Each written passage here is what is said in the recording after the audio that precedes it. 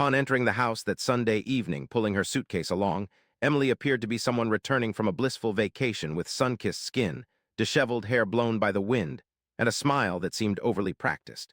She gave me a tight hug, kissed my cheek, and exclaimed with a bubbly chuckle, "Oh, it's so wonderful to be back home." I responded with a composed, reserved smile, the kind you give when you already sense something isn't right but are waiting for the story to unfold. "So how did the girls' trip go?" I asked. "It was fantastic," she answered promptly. "We went hiking, tried new eateries, even did some wine tasting. Just relaxing sounds lovely," I murmured, leaning on the kitchen counter. After a brief silence, I continued, "And how about your time with Mike?" Her expression shifted instantly, her smile faded, and for a fleeting instant, fear flashed across her face. This moment alone confirmed my suspicions that had been growing for weeks. "Mike, I'm not sure what you're implying," she said, her voice quivering slightly. I held back my response, instead focusing on her, observing how her hands nervously fidgeted with the zipper of her luggage. "You know full well who you're referring to," I stated, "the person you called multiple times late last night while your location showed you were far from where you claimed to be staying." Her shoulders slumped. "You invaded my privacy." I shook my head slowly. "No, it's you who breached my trust." She sank into a chair, breathing unevenly. "It's not as you think," she murmured. "Then explain what happened," I responded calmly, "because from where I stand it appears that your trip wasn't exactly as you described." A brief silence filled the room before the truth began to emerge in pieces. "Mike," she confessed, "was an acquaintance from work years ago. Recently they rekindled their connection.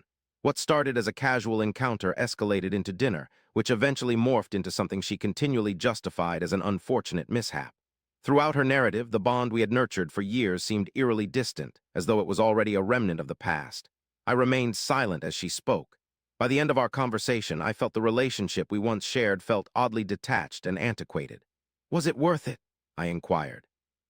Tears streamed down her face as she nodded no. "I hope not," I whispered softly, "because some choices can't be reversed."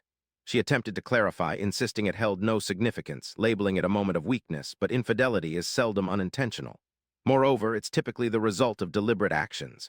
That evening, instead of raising my voice or slamming doors, I chose to gather a few belongings and depart, understanding that remaining would only prolong the agony. In the following weeks, she persistently phoned, penned lengthy messages, and even attempted to rendezvous with me in person. Each communication echoed the same sentiment: "I'm sorry." Another opportunity isn't readily granted after breaches of honesty, as they demolish relationships swiftly. Later on, I learned that the man she had given everything up for relocated and was never sincere in his intentions. By then, my life had already begun to be reconstructed within a humble apartment on the opposite side of town. It wasn't lavish, but it was tranquil, no more deception, concealed talks, just serene room to reflect and rethink. One day an email arrived from her, expressing remorse and nostalgia, seeking another chance.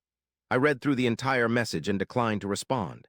Sometimes chapters are closed not because love vanishes, but because respect wanes. Looking back now, I understand that the inquiry I posed that night wasn't rage-filled, but an acknowledgement of the shift. Once trust is shattered, a fundamental aspect alters irreversibly, and no justification can restore things to their former state.